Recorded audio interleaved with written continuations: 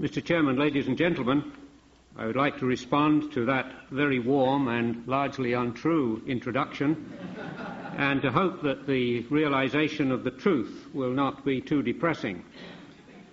Before beginning my lecture, however, I would like to extend, if I may, a brief welcome on behalf of Acadia University to those who have come as delegates to the Baptist Heritage Conference.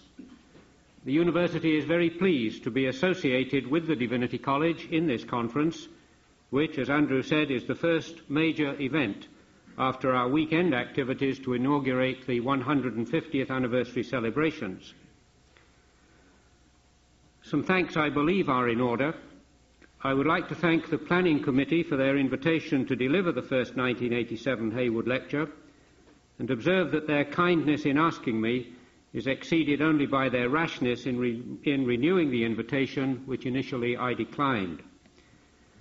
I would like to thank the university archivist and her colleagues, whose efficiency in tracking down information is exceeded only by their desire to help aspiring researchers who frequently are not quite sure what it is that they seek. I would thank the Vice Presidents, whose patience and support for my work connected with this lecture is exceeded only by their relief that it is now finished and their hopes that the President may now begin again to write letters and attend meetings. I would also thank the two Executive Secretaries who work in the office of the President and whose efficiency and industry is exceeded only by their charm and tolerance of presidential peculiarities. Last of all, I would express my thanks to Dr. Herbert Lewis of the Department of Philosophy. Some years ago, when I began detailed research on Watson Kirkconnell's verse translations, I found that I could not obtain a copy of a very important volume, European Elegies. And Dr. Lewis, as those who know him will be acutely aware, is deeply attached to all the volumes in his extensive library. However, he gave me his copy, which I have regularly used ever since. And so to our topic, there were giants in the earth in those days. In the early hours of the 16th of July, 1925, two young men were sleeping fitfully just inside the main door of the Ross Memorial Hospital in Lindsay, Ontario. The hospital staff had thoughtfully provided two small cots so that the men could rest. But their anxiety was such that proper sleep was impossible. One of them was a professor from Wesley College, Winnipeg, where he taught English. He had returned to his native region for a holiday. About noon on the previous day, his wife, the former Isabel Peel, had given birth to twin boys. The babies were fairly healthy, but she had gradually weakened during the afternoon and by evening was critically ill. The other young man was a friend of the professor and a son of the physician who was battling to save the young mother's life.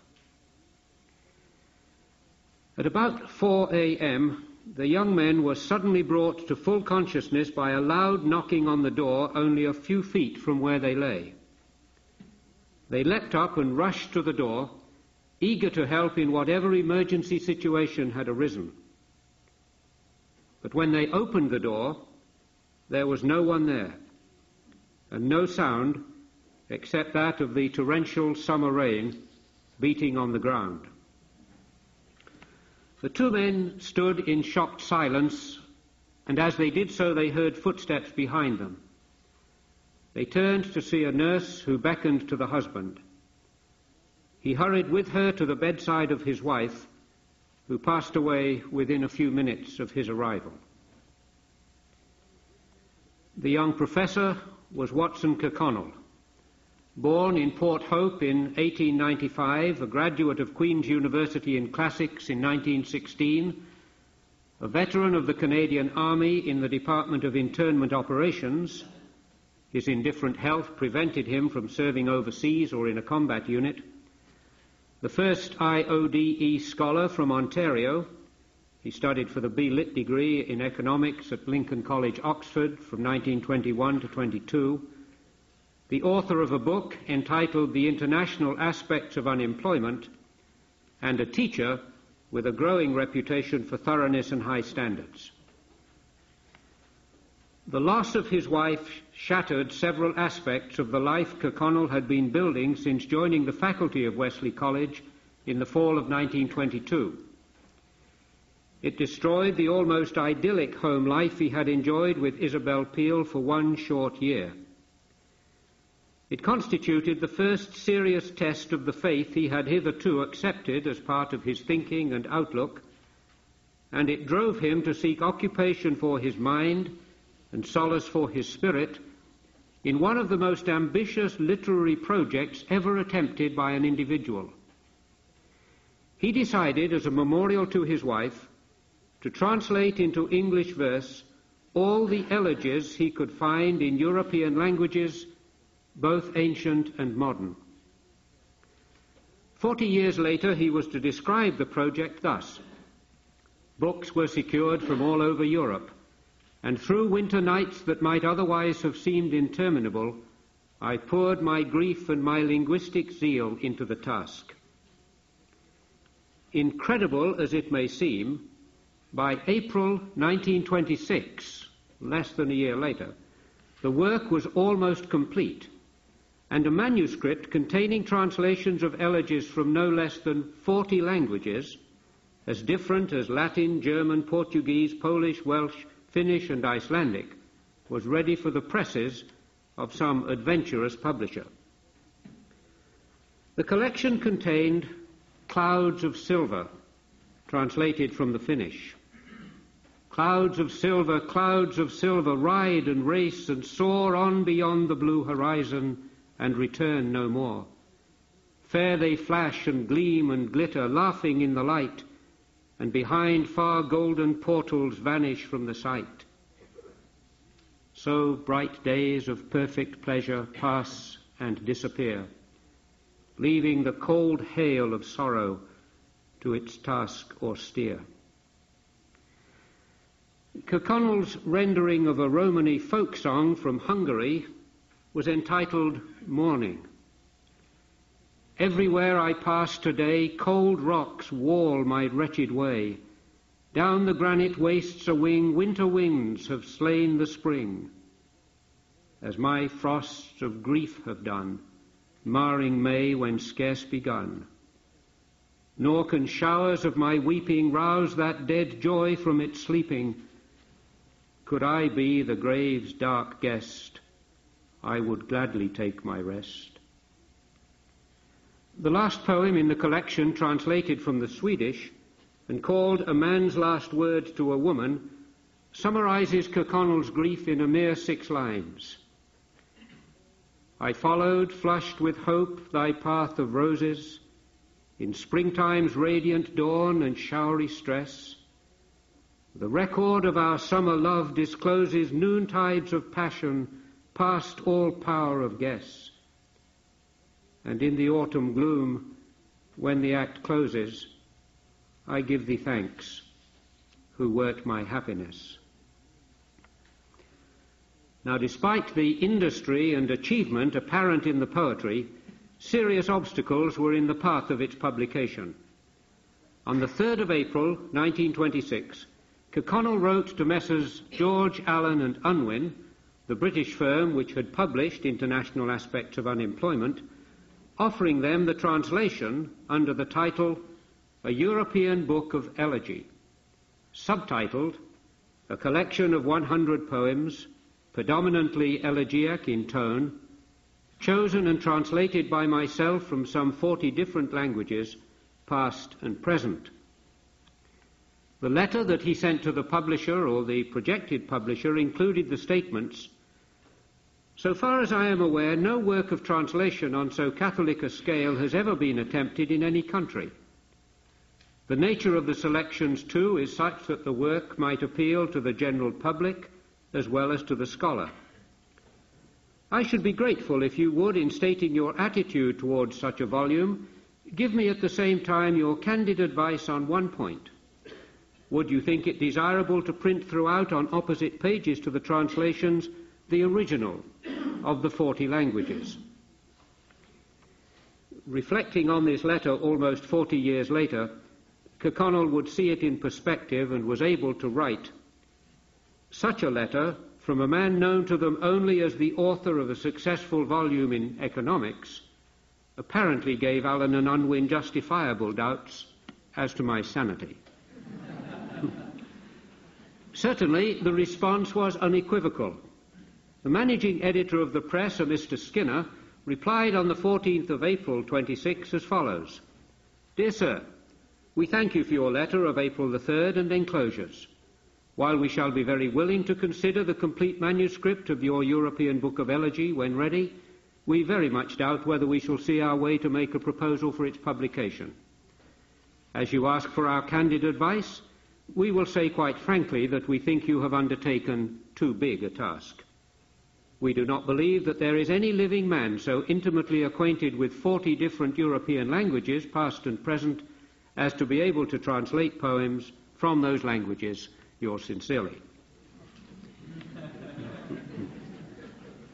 Kirkconnell was still emotionally vulnerable from his bereavement and intellectually exhausted from the phenomenal labours of the previous months.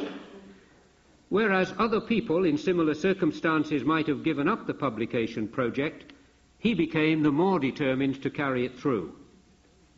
It was as though his grief required that his translations appear in print, and his intellectual integrity required that the accuracy of his work be certified by scholars of unquestioned reputation. So he sent copies of the selections of the original poems and the translations to the scholars most likely to be able to determine the quality of his work. And without exception, the responses were positive. Despite this recognition, much work remained to be done. The copyright for each poem had to be obtained, and a publisher found who was willing to take the commercial risk involved in printing such a volume. Eventually, the Graphic Publishers of Ottawa, a firm which prided itself on the production of Canadian books of consequence, agreed to print the translations, although not the original poems, along with brief notes on the poets and an introductory essay on verse translation. And in 1928, the volume appeared with the title European Elegies, 100 poems chosen and translated from European literatures in 50 languages. It was a book of 166 pages, clearly printed and well bound.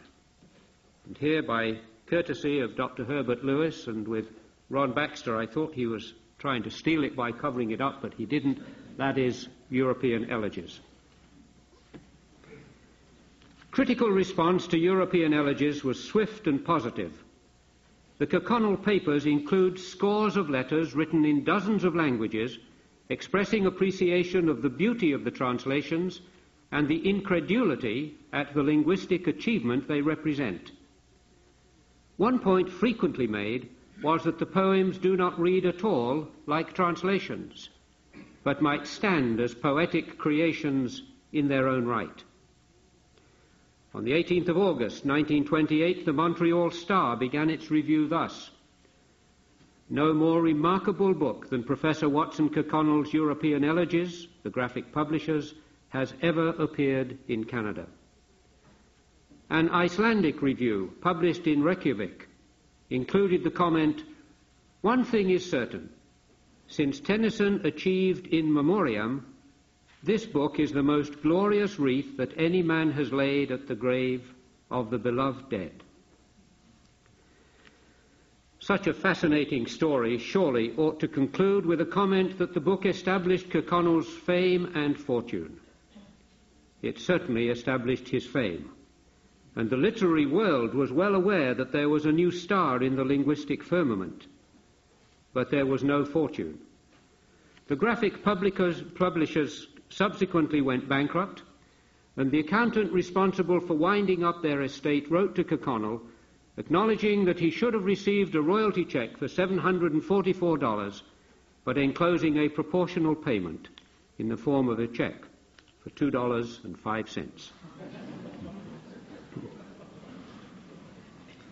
Now, this story has been told at some length because I believe that it is the clue to an understanding of what I suggest is Kirkconnell's single most important contribution to Canadian society and higher education. A project which began as a solace for personal grief introduced him to the elegiac literature of many nations. Immigrants from several of these nations had come to Canada and had settled on the prairies in the late 19th and early 20th centuries, with a major influx immediately following the First World War. These immigrants had tended to stay in national groups, so that the Ukrainians would settle in one area, the Hungarians in another, and so on. Once the battle for simple survival was over, churches were built and conscious efforts were made to maintain ethnic heritages by educational, religious, and cultural societies. Newspapers began to appear, keeping alive the languages, publishing articles and poems, providing valuable information to farmers and families, and giving a sense of identity to local communities. Almost alone among the Canadians of his day, Kirkconnell was able to become both an observer of and a participant in this process. Inevitably, his interest in the immigrant literature brought him into contact with the authors and their families. In later years, when the children of immigrants sought admission to universities, it was to Kirkconnell that parents turned for information and advice. And his counsel invariably had double motivation: to enable the young people to achieve their full potential and to contribute to the maximum in Canadian society, and to encourage them to know and respect the ethnic inheritance that was theirs.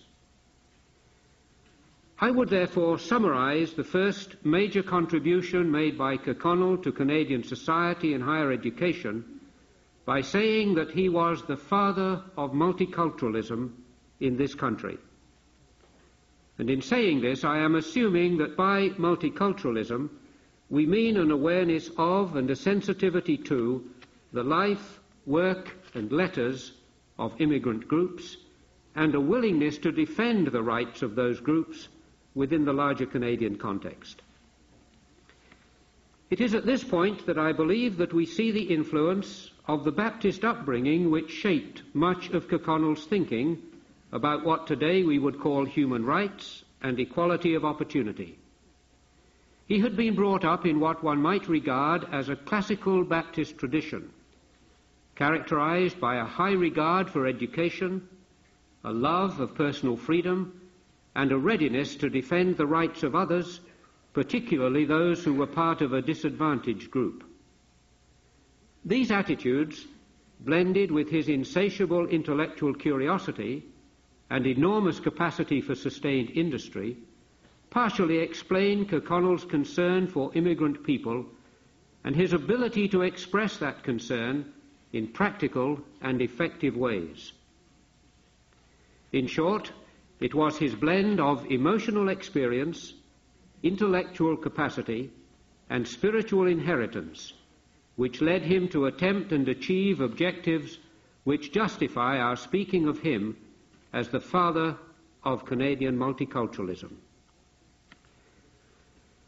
In 1934, the Canadian Polish Society was formed in Winnipeg, and Kirkconnell became its first president, the first of many similar offices he was to hold. In 1938, he and Hope, whom he had married in 1930, visited Hungary, where Watson lectured at the summer school in the University of Debrecen. Such contacts as this increased his awareness of the culture which had been brought to Canada by the immigrants and made him the more determined that it should not be lost. Throughout his 18 years in Winnipeg, Kirkconnell was constantly building up his library of dictionaries and grammars, and tracked down and registered in his files the names of authors and poets who wrote in the immigrant languages, as well as noting and collecting copies of scores of ethnic magazines, newspapers and journals which had been published, many of them lasting only for a very short time. Due to his industry, this information was secured and documented. But for him, much of the early material would have disappeared without trace. One result of Kirkconnell's interest and industry in relation to immigrant poets was the publication in 1935 of Canadian Overtones, a little book of just over 100 pages with a descriptive subtitle, an anthology of Canadian poetry, written originally in Icelandic, Swedish, Norwegian, Hungarian, Italian, Greek and Ukrainian, and now translated and edited with biographical, historical, critical and bibliographical notes. 43 different poets are represented, and they describe the whole range of immigrant life. Sigbjørn Johansen, 1839 to 1903, came to Canada from Iceland in 1889 and encountered extreme hardship, reflected in his brief poem, Emigration to Canada. I never knew what dearth's grim hand to starving mortals meant, until from out my native land it gave me banishment. With half my lifetime thrown away, in exile I must toil, and rest, when ends my human day, in this cold, alien soil. By contrast, Sten Victor Gerwel, who came to Canada from Sweden in 1920, was optimistic about his future. Soon after his arrival, he wrote a 4-stanza poem entitled 15 Cents in My Pocket. The last verse runs, 15 cents in my pocket, merriment in my heart, a loving maid in remembrance, grief is a world apart. Soon shall the joys of Yuletide echo the wide world through, soon shall the peace of Christmas sit at my table too. Kirkconnell's preface to the book states, this book seeks to reveal to English-speaking Canadians a transient but intensely significant phase of our national literature. The poems translated were all written during the first 35 years of the century and constitute a major literary step in the development of multiculturalism. Kirkconnell himself suggested that it should help to develop in succeeding generations a Canadianism nourished by pride in the individual's past. He closed his preface with these words, it is the modest purpose of this present volume, by revealing to English-speaking Canada that these cultural traditions have already had vital expression in Canadian poetry, to press for a wider conception of national life and national literature. Now, one result of the publication of Canadian Overtones was an invitation from A.S.P. Woodhouse to contribute an annual review of New Canadian Letters to the University of Toronto Quarterly. So, beginning in 1937, Kirkconnell reviewed an average of 70 books a year for the Quarterly, giving up this demanding task in 1966, after 29 years of continuous reviewing activity. In 1940, the federal government formed a nationalities branch, forerunner of the Canadian Citizenship Bureau, and asked Kirkconnell to assist in its organization. He was later offered the position of director of the branch, but declined the invitation. He gave as the reason for his rejection of the offer the academic responsibilities he had just accepted as head of the Department of English at McMaster University. But the deeper reason, not voiced at the time, was that an appointment in the public service would limit his freedom of speech. In his words, I foresaw that I could probably guard the rights and welfare of new Canadians much better as a free agent. In 1941, the Director of Public Information in Ottawa issued under the authority of the Minister of National War Services a 48-page illustrated booklet by Kirkconnell entitled Canadians All, a primer of Canadian national unity. In the foreword, the Director of Public Information states, in this booklet, the authoritative pen of Professor Watson Kirkconnell tells the story of the peoples of Canada and points to a road for us to follow towards permanent unification of all our groups into one strong, resolute nation. Despite Kirkconnell's tremendously varied achievements, I would repeat the assertion made earlier that the contribution to Canadian society and higher education which takes pride of place is his role as the father of multiculturalism. This is how one of his outstanding pupils, C.H. Andrusician, put it in 1975. Dr. Kirkconnell was the foremost Canadian who in the 30s of the present century succeeded in effecting the beginnings of mutual concord between his own national kind and those who sought refuge in Canada from the miseries they suffered in Central and Eastern Europe. And in his autobiography, A Slice of Canada, published in 1967, Dr. Kirkconnell himself wrote, "Perhaps the one thing for which I shall be remembered a century hence will be that single-handed I discovered, surveyed, and recorded in Canada's cultural registry of deeds this diverse collectivity of literary achievement, revealing as it does a major factor in the life of the New World." In 1936, Watson Kirkconnell, at the early age of 41, became a Fellow of the Royal Society of Canada. His name had not been listed on the ballots, but the Fellows elected him by a write-in, thus underlining the scholarly eminence he had achieved during his years in Winnipeg.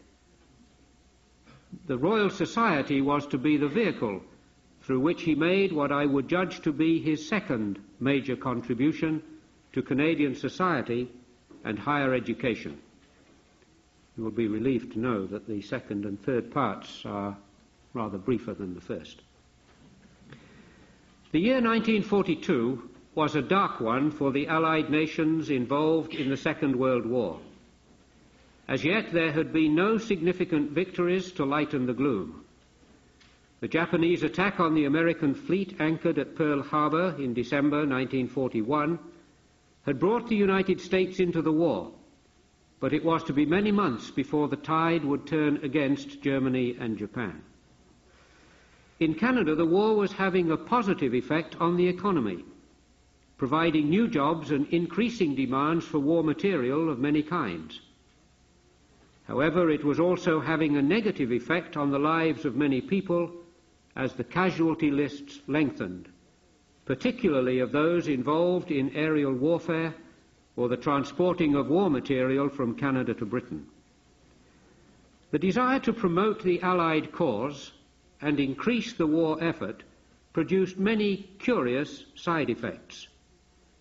But none was stranger than the proposal advanced in the fall of 1942 to close the faculties of arts, commerce, education and law in all Canadian universities until the end of hostilities. There was some evidence that public opinion might support such closures, and it was rumoured that Prime Minister Mackenzie King was prepared to approve it.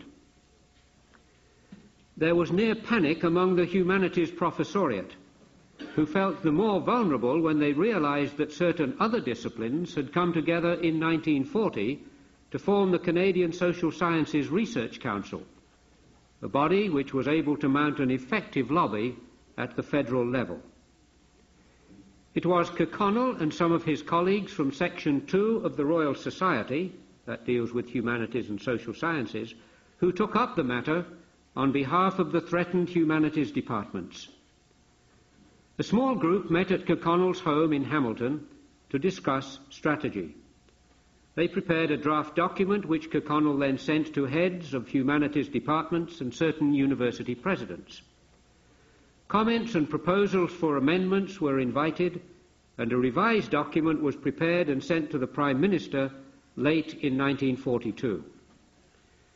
The statement was a comprehensive one and informed the Prime Minister that already almost all the students in honours and graduate courses in departments of English, classics, modern languages and philosophy were women, or men, and I quote, who are ineligible through youth or infirmity for military service.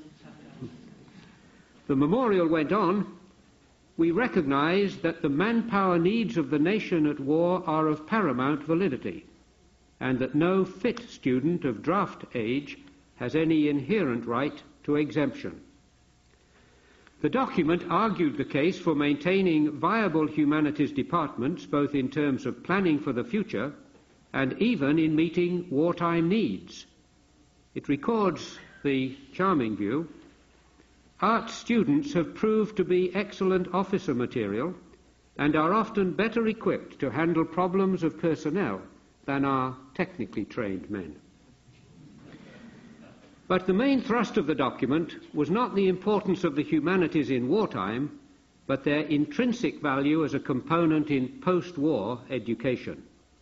Again I quote, "If the civilized values of the race are to survive, we shall need to have at least a fair number of men in our communities who have a strong grasp of principles and whose minds, while appreciating practical details, can rise above these details to a sense of broad human significance." Well, by the spring of 1943 it became clear that the proposed closures would not take place.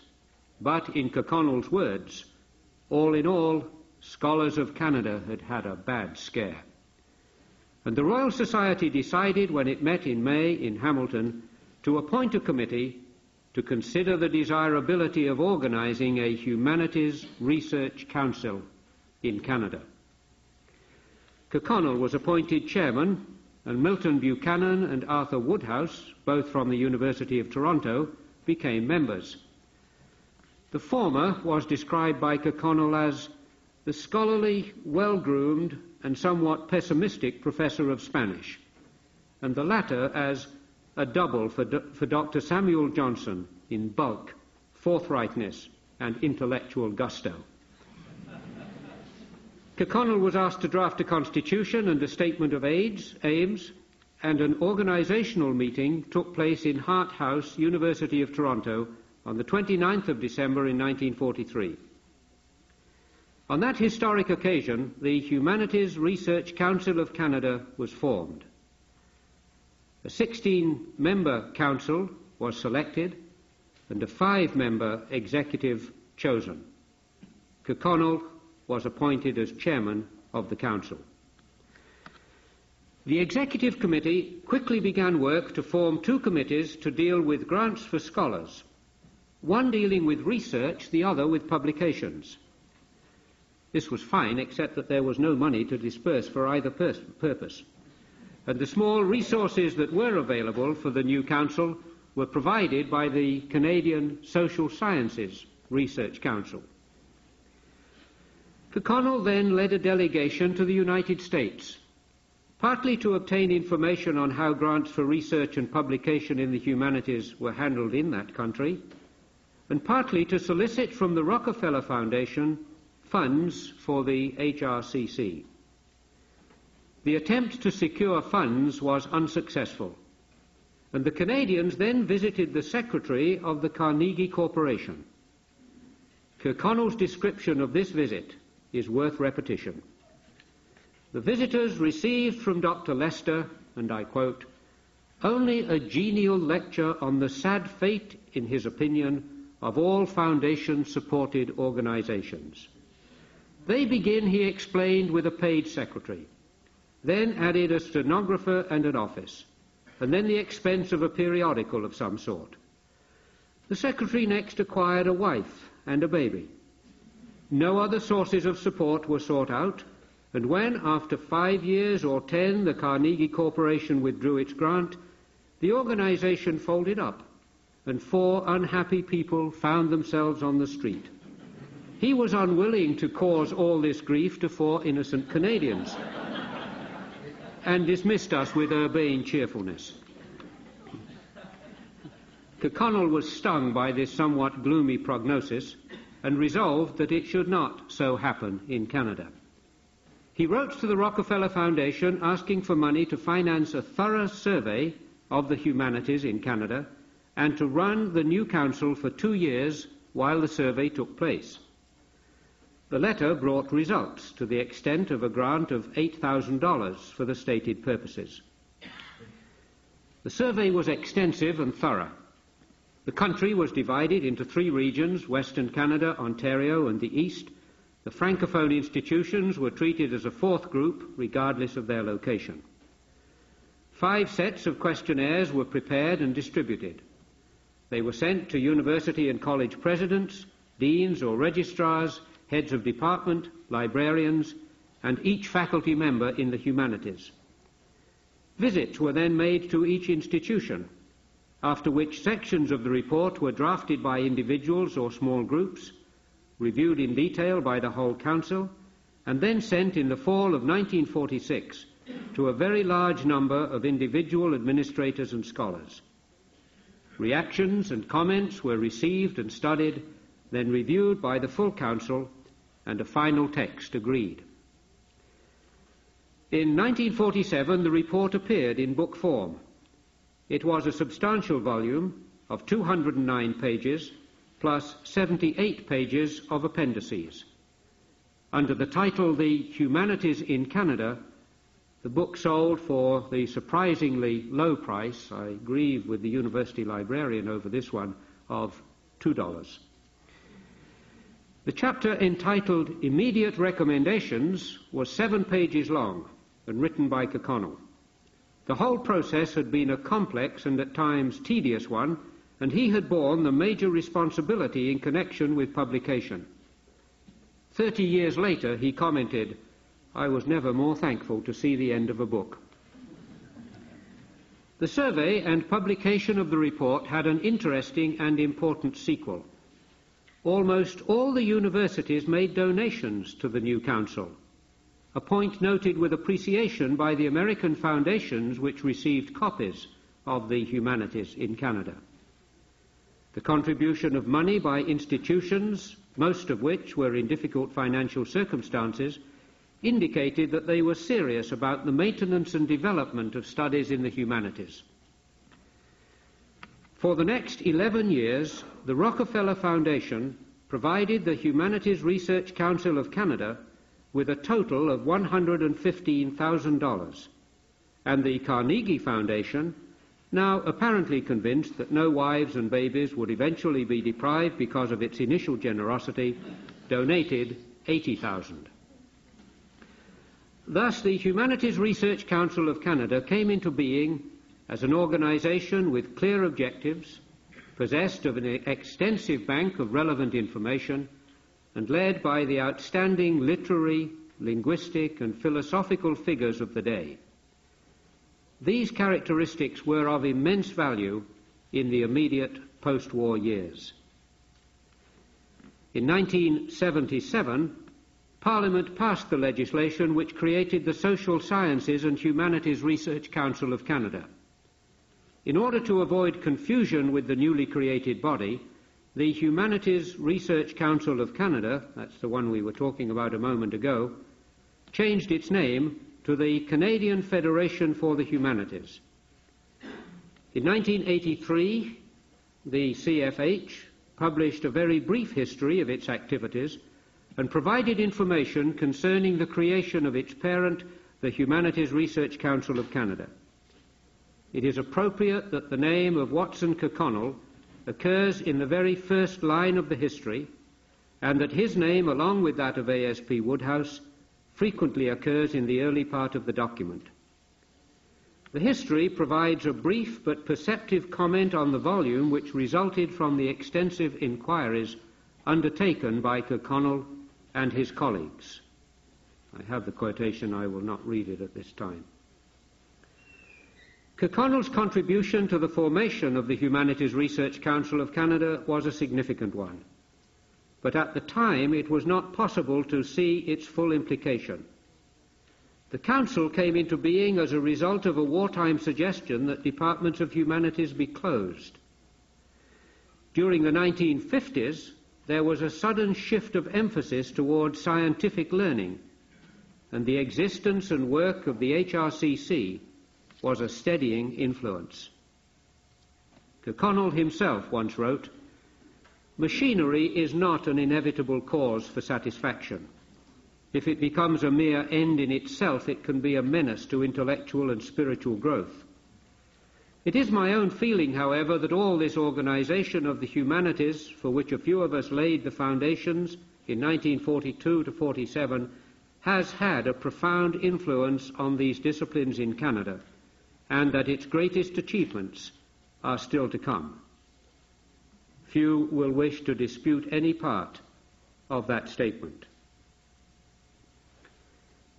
Kirkconnell's first major contribution made to Canadian society and higher education was made when he was a young, grief-stricken professor at Wesley College in Winnipeg.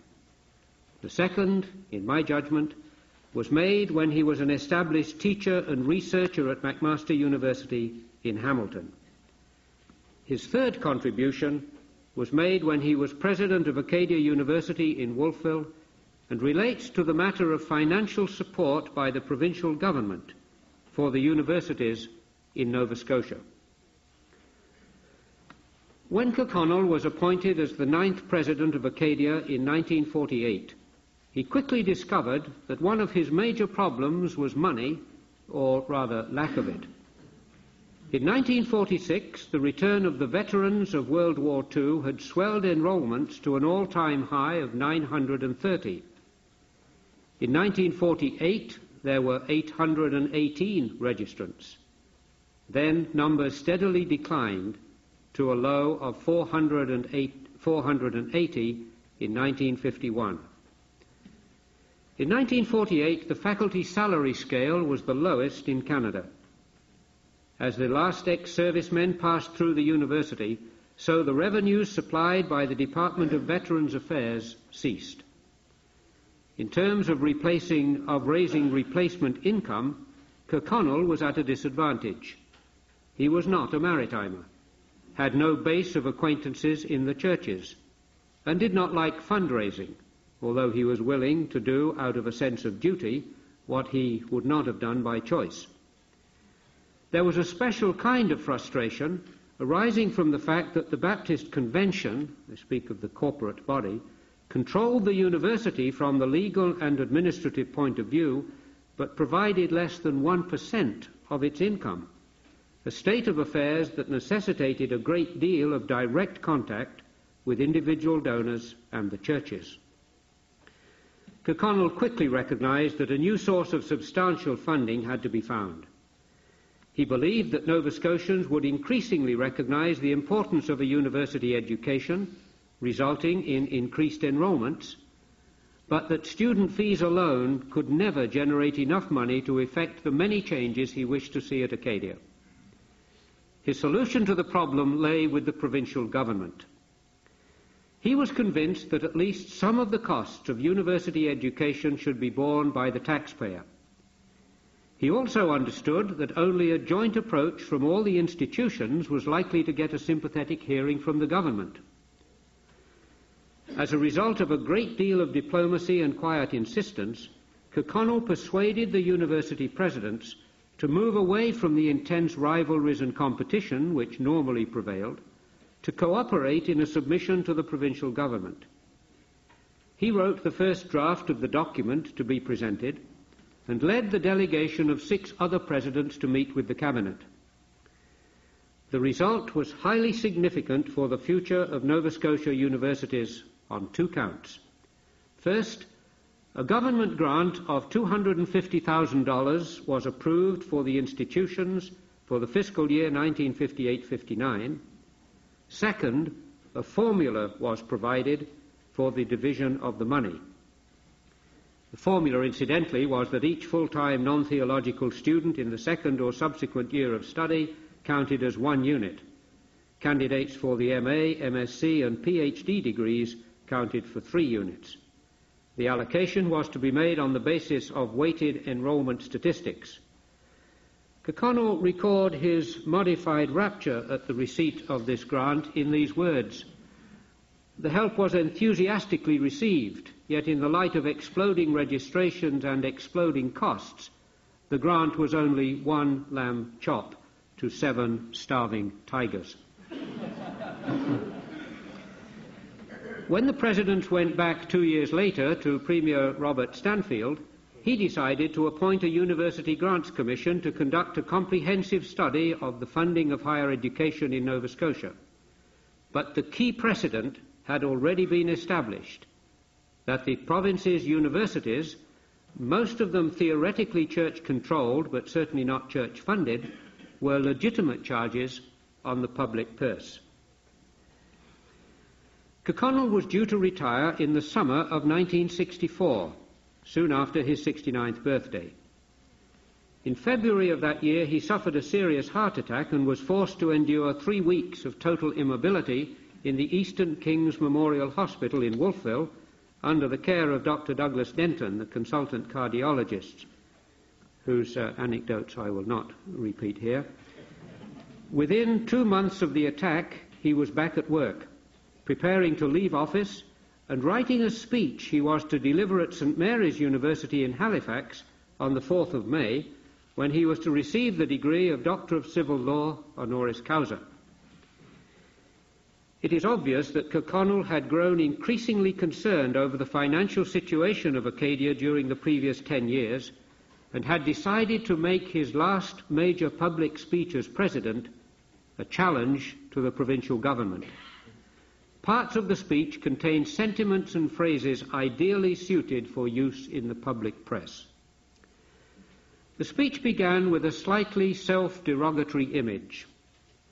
When a tired old racehorse is just about ready to be turned out to pasture, men may pat him on the nose, braid ribbons in his mane, feed him a few lumps of sugar, and tell him what a good runner he used to be. But the real theme of the speech quickly emerged and may be summed up in a single short sentence: the universities are underfunded. By this time, the young people whose birth had been termed the post-war baby boom were entering university, and there were simply not enough resources to meet the need. The annual grant of $250,000 was gratefully acknowledged, but the lamb chop to starving tiger image was evoked again to underline the inadequacy of the amount. After deploring the high student fees and the low professorial salaries, Kirkconnell launched into a paragraph destined to provide newsworthy copy for the waiting journalists. If, as is the case in most countries, the government of Nova Scotia a century ago had assumed full responsibility for higher education, it would long since have supplied the necessary buildings and most of the operating revenue. Instead of this, it is private generosity that has supplied the province with university buildings worth at least $50 million and has built up professorial staffs of high competence. But if the people of Nova Scotia wish higher educational facilities to continue to be available 10 years hence, we shall need another $50 million worth of new buildings and operating grants from the province totaling upwards of $10 million a year. Failing this, our universities are likely to become academic slums, with accommodation and staffs only for one half of those who wish for college training. The tide of new knowledge and the tide of increased population will run together and will drown us all. Kirkconnell expressed appreciation of the work done by Premier Stanfield and his newly formed University Grants Committee, but he went on to make some pointed remarks about priorities.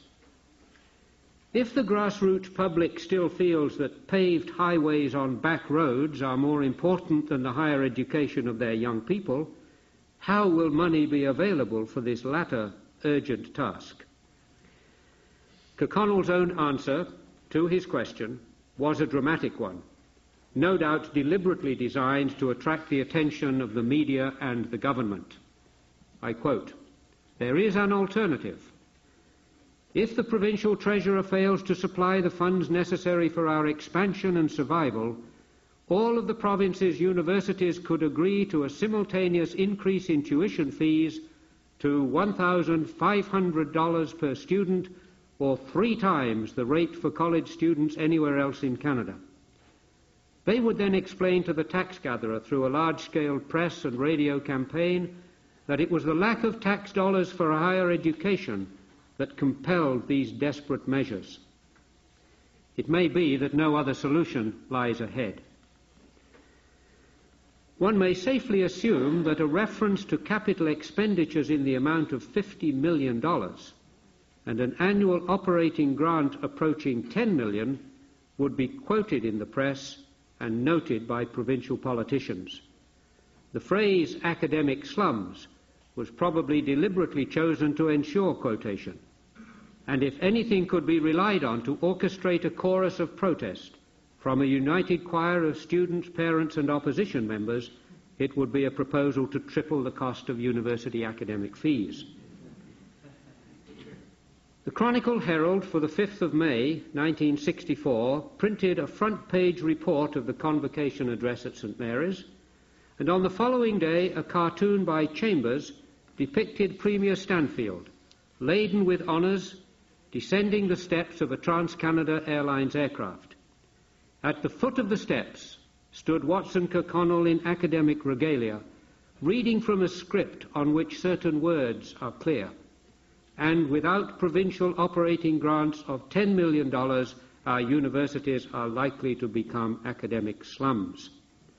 The cartoon caption was, this with Stanfield coming down the steps laden with his honours, "Better be ready to grab him while he's flush with success." Premier Stanfield wrote to me a few weeks ago that he remembers the cartoon, but he doesn't remember what it was he had been honoured with before coming back.